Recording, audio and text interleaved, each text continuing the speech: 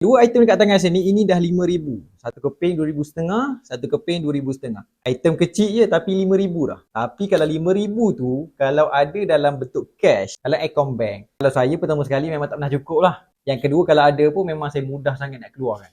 Bukan maksud salah, tapi soal saya, perangai saya. Dengan duit, memang mudah sangat nak bocorkan. Tapi bila tukar simpan emas, boleh je simpan duit.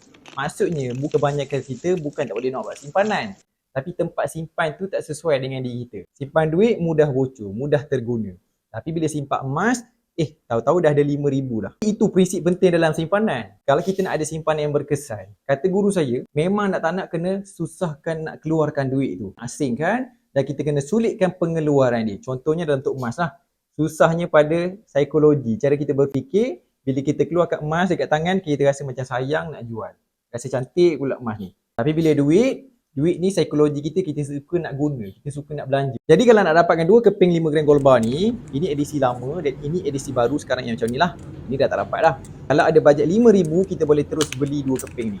Tapi kalau tak ada bajet, kita boleh menabung sedikit-sedikit. Dalam akaun emas gap ni, cukup 5 gram pertama, kita keluarkan yang pertama. Nanti menabung lagi dalam akaun, keluarkan item yang kedua. Dah ada 5,000 pertama. Ini cara yang paling mudah, paling murah setakat ni nak dapatkan 2 keping 5 gram gold bar ni. Kat profile saya tu ada pautan, boleh follow step by step.